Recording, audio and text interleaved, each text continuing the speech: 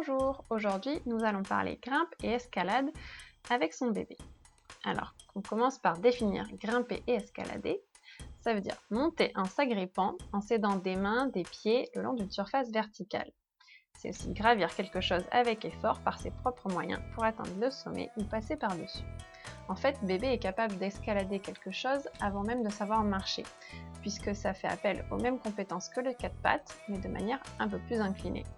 Donc, un bébé qui sait marcher à quatre pattes, qui sait se déplacer à quatre pattes, est capable de monter un escalier. Sur la première séquence, vous pouviez voir ma fille qui grimpait les premières marches d'un escalier pour la première fois. Elle marchait à quatre pattes depuis quelques semaines seulement, vers 8 mois. Proposer d'escalader des marches, un escabeau, ça va être très intéressant pour les enfants qui ont sauté l'étape du quatre pattes et qui se sont mis à marcher directement.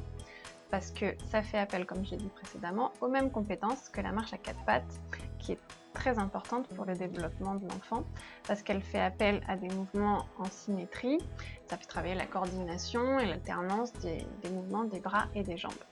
Donc un enfant qui a sauté l'étape du quatre pattes, on peut lui proposer d'escalader des escaliers, ou une échelle, des escabeaux, etc., d'escalader même globalement.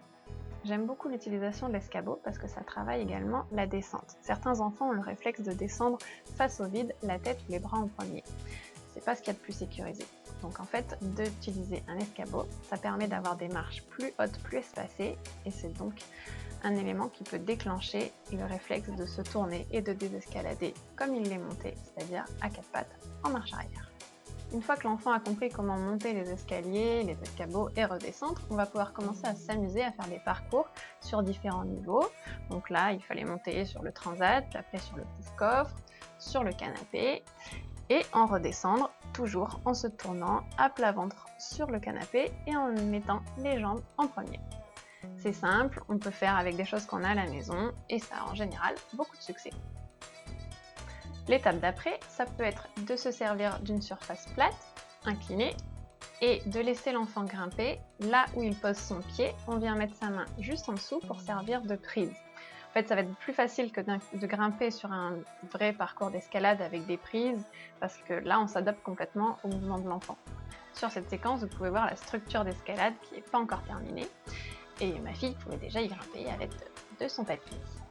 Alors voilà, maintenant la structure d'escalade qu'on a à la maison qui est terminée. Donc on a mis un côté avec une échelle avec un fond et un côté avec des prises. Et la corde au milieu pour redescendre en rappel quand elle sera plus grande. Il y a aussi une surface sur le côté qui est avec des prises d'escalade complètement verticales. Donc la structure est assez évolutive. Pour l'instant, donc elle l'a eu assez 1 an, elle a 20 mois actuellement, elle se sert quasi exclusivement de l'échelle.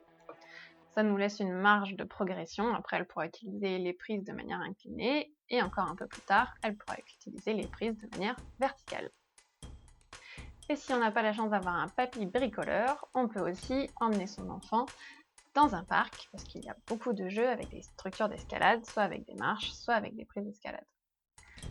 L'étape d'après, un petit peu plus difficile, tout ce qui est échelle complètement verticale. Donc là, ce sont des espaliers. J'aime beaucoup les espaliers, on en trouve dans des salles de motricité, des salles de gym. Là, c'était chez mon kiné qui m'a prêté son espalier pour faire des séquences.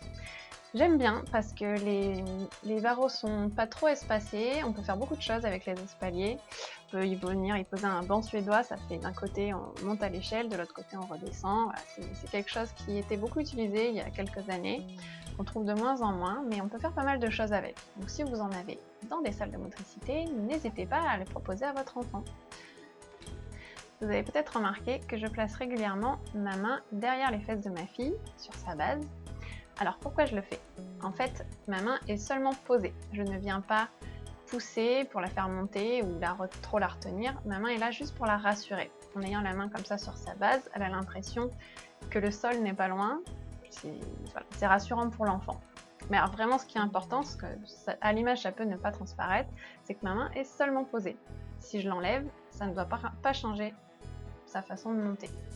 Je peux quand même la retenir si elle tombe et l'aider un tout petit peu à avancer, mais c'est pas l'objectif. L'objectif, c'est vraiment de rassurer l'enfant, surtout sur la redescente, puisque certains peuvent avoir peur du vide, comme ça, derrière eux. L'objectif, comme les principes de la motricité libre, c'est d'intervenir le moins possible sur l'enfant. Donc ce qu'on va faire, c'est qu'on se place juste derrière, soit une main derrière, soit une main poser sur ses fesses et on en reste là. On va essayer de le rassurer surtout verbalement. Ce qu'on peut faire également, c'est lui montrer en pointant du doigt l'endroit où il peut mettre ses mains, ses pieds.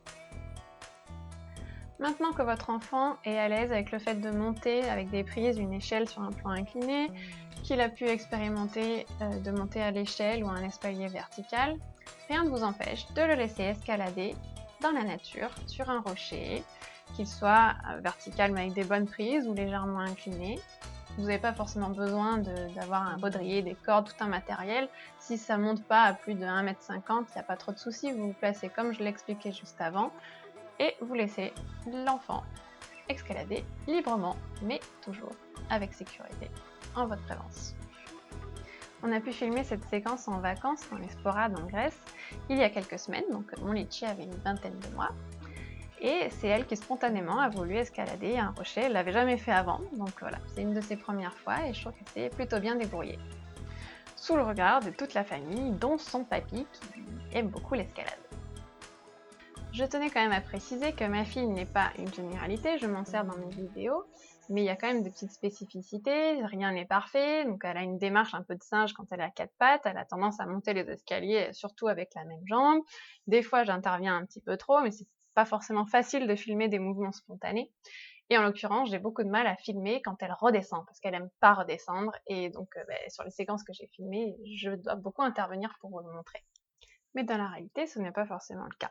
Voilà, j'espère que ma vidéo vous a plu, vous a surtout été utile, et laissons escalader nos enfants pour leur plus grand bonheur. À bientôt!